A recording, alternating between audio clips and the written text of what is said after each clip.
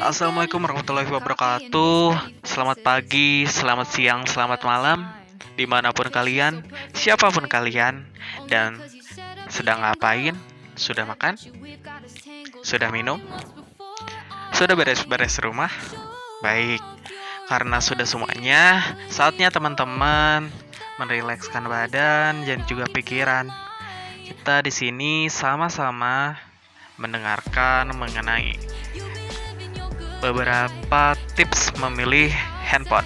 Ya, mungkin teman-teman sudah tidak asing lagi dengan yang namanya handphone atau yang saat ini populer adalah smartphone.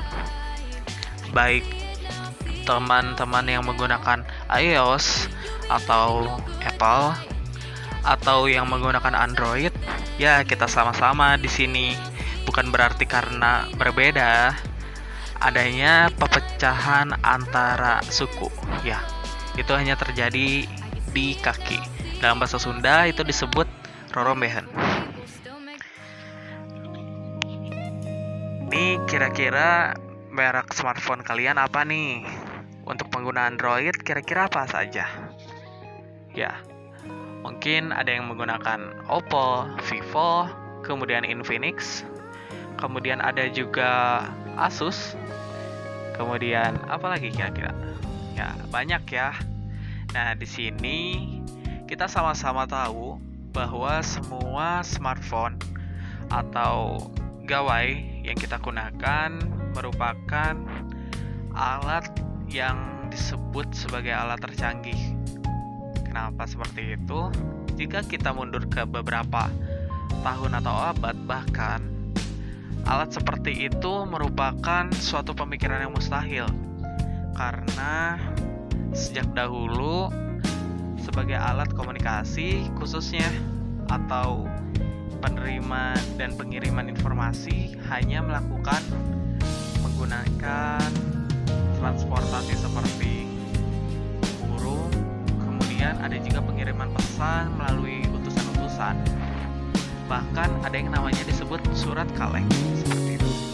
Ada beberapa tips yang mungkin akan berguna dalam memilih smartphone yang akan kita gunakan. Berikut adalah tipsnya. Tips yang pertama, sesuaikan dengan kebutuhan kita. Ya, misalkan contohnya seperti saya, seorang mahasiswa yang juga aktif dalam bermain game khususnya. Saya sangat membutuhkan yang namanya smartphone dengan RAM, kemudian kapasitas yang tinggi, seperti itu. Jadi, dalam pemilihan di sini sesuaikan dengan kebutuhan kita menggunakan smartphone.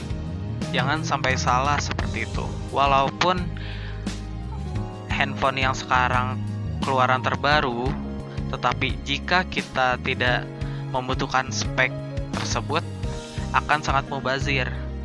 Karena mungkin kedepannya teman-teman akan mudah berganti smartphone.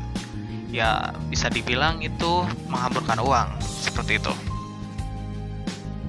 Kemudian tips keduanya yaitu pemilihan dari segi kapasitas. Nah, di sini teman-teman mungkin ada yang menggunakan handphone sebagai mata pencarian, di mana saat ini banyak seperti YouTuber atau vlogger atau Instagramer, bahkan TikTokers menggunakan handphone sebagai mata pencahariannya.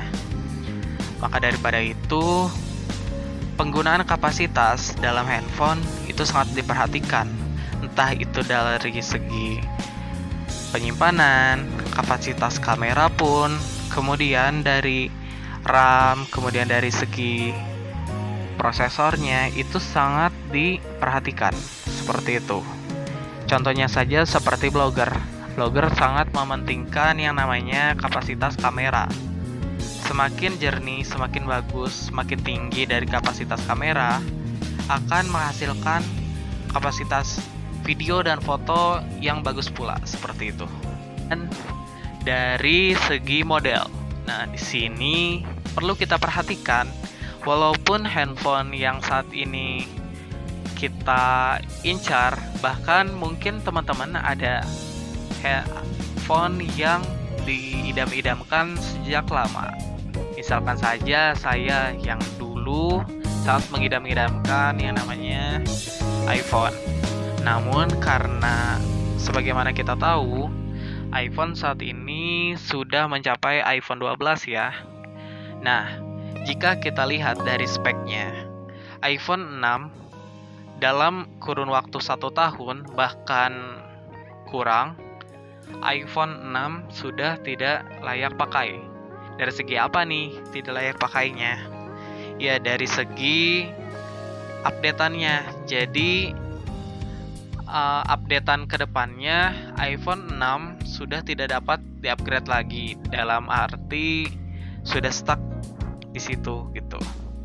Jadi pastikan handphone yang teman-teman pilih dapat melakukan pengupgradean dalam segi sistemnya. Jangan sampai harga mahal namun hanya berlaku dalam kurun beberapa tahun saja.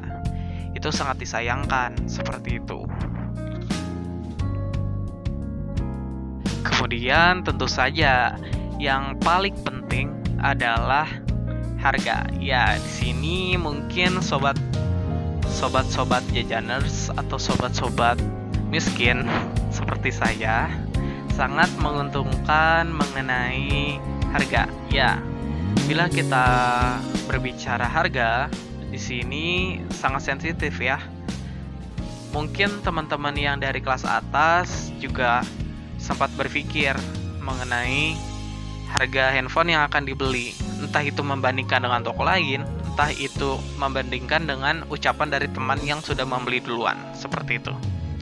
Jadi jangan sampai saat kita membeli itu karena kita terburu-buru, harganya itu saat kita beli itu ada di atas, sedangkan mungkin teman kalian yang saat itu ingin mengincar juga handphone yang sama karena dia mendapatkan informasi yang lebih matang.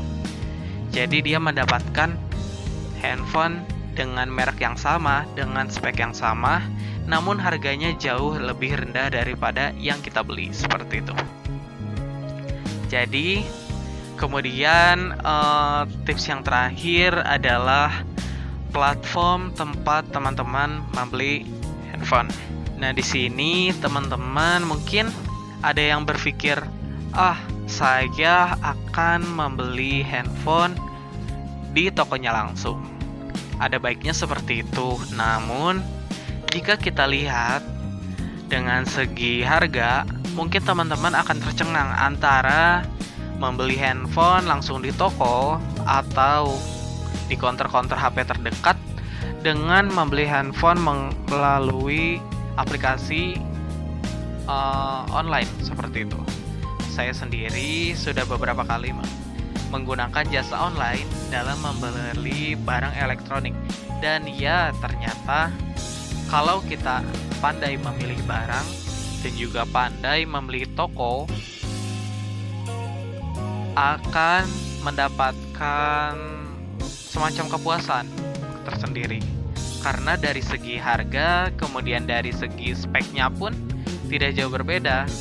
Dari speknya memang seperti itu, dan itu yang harus diperhatikan adalah toko yang menjualnya mendapatkan lisensi yang bagus. Kemudian dari komentar-komentarnya sangat bagus, dan perhatikan juga kadang ada komentar di toko online yang dimanipulasi seperti itu. Jadi sebisa mungkin lihat komentar yang memiliki bintang 1. Terkadang komentar bintang 1 itu adalah komentar yang jujur, seperti itu.